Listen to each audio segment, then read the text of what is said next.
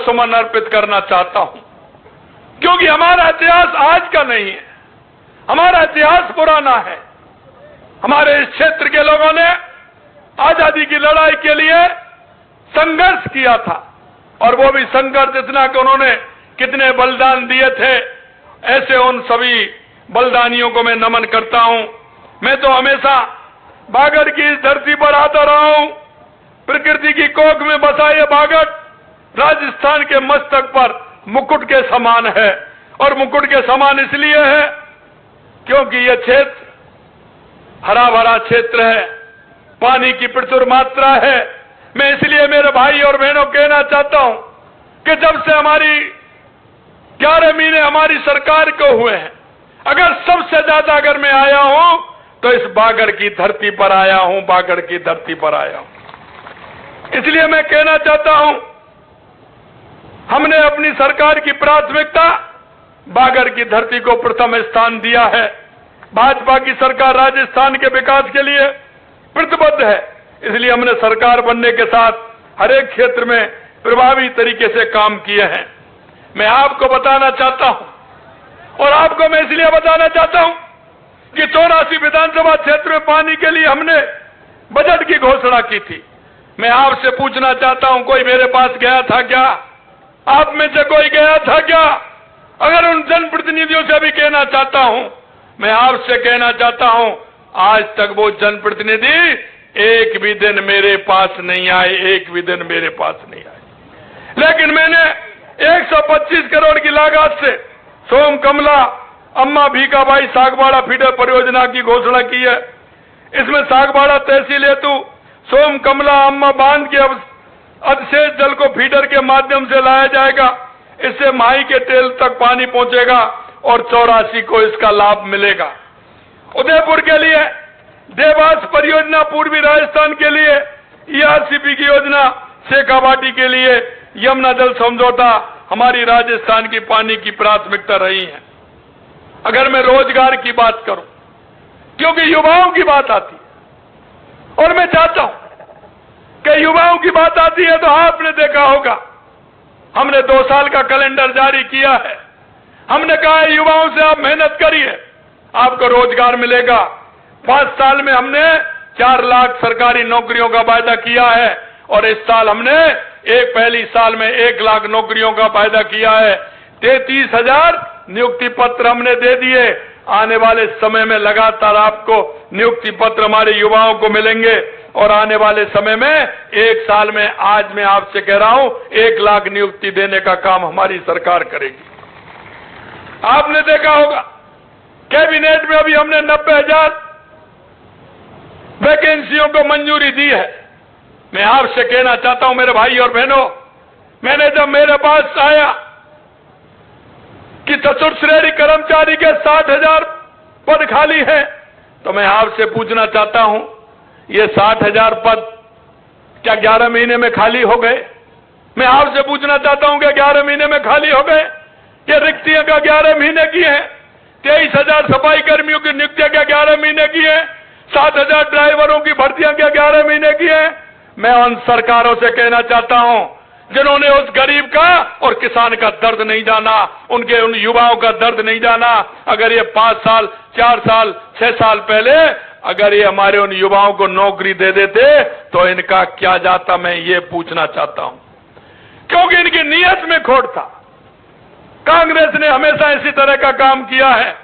उसने झूठ और लूट की राजनीति की है, उन्होंने भ्रष्टाचार की राजनीति की है। इसलिए वो किसान के उस बेटे को, मजदूर के उस बेटे को रोजगार नहीं देना चाहते थे।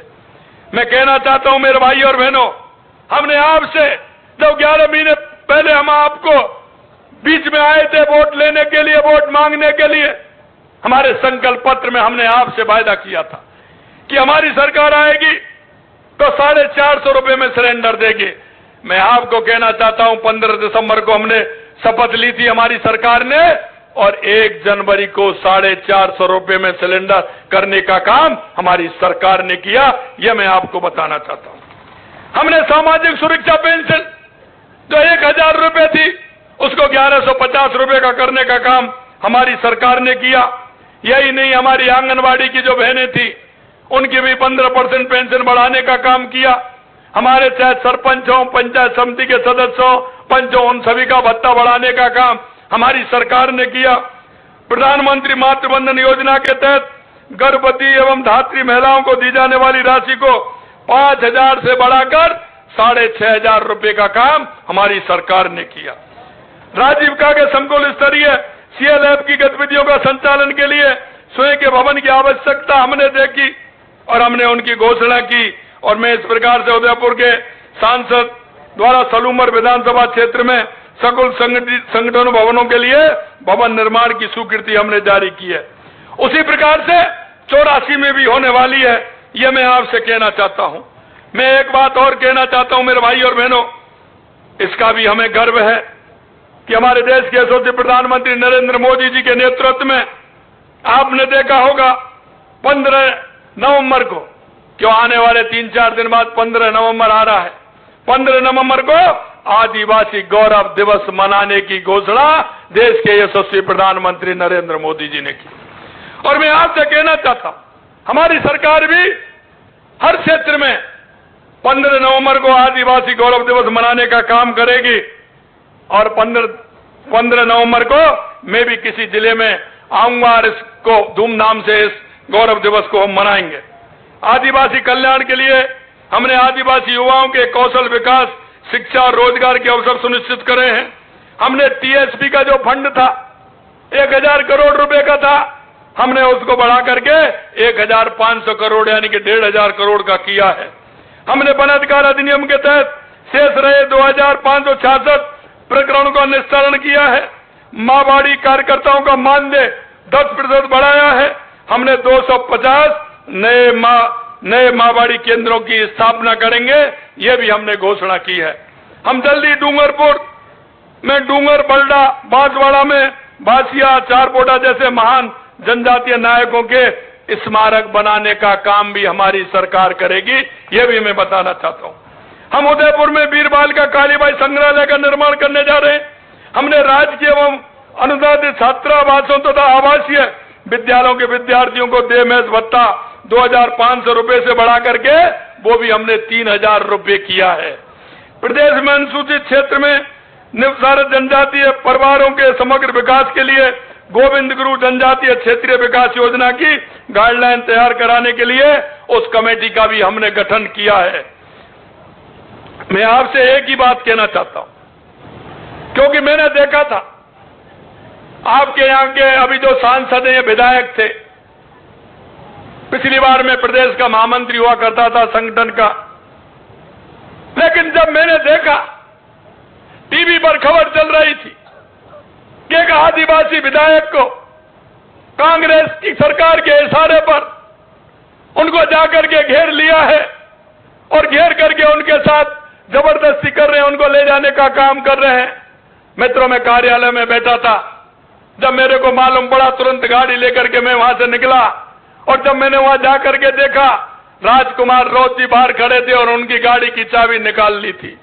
मेरा कोई संबंध नहीं था, मेरा संबंध सिर्फ इतना था कि मेरे आदिवासी भाई को कोई परेशान कर रहा है, कांग्रेस के लोग उस पर दबाव डाल रहे हैं। तुरंत जाकर के मैं गया और उनको छुड़वाया, हमारे भारतीय जनता पार्टी के कार्यकर्ता बुलवाए और ये काम किया। मित्रों, मैं कहना चाहता हूं, इन आदिवासी भाइयों के लिए हमेशा से हमारी सरकार ने काम किया है और हमने काम किया है।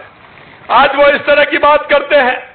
मैं आपसे कहना चाहता हूं मेरे भाई और बहनों, वो कहते हैं कि हम ये कर देंगे। अरे उन्होंने कुछ किया है क्या? मैं आपको बताना चाहता हूं, 11 महीने हमारी सरकार को हो गए, लेकिन जिसकी वो बात करते हैं, एक भी व्यक्ति मेरे पास आपके विकास के लिए आज तक कोई नहीं आया, आज तक कोई नहीं आया। क्या करना चाहते हैं आप? इस क्षेत्र को क्या बनाना चाहते हैं आप?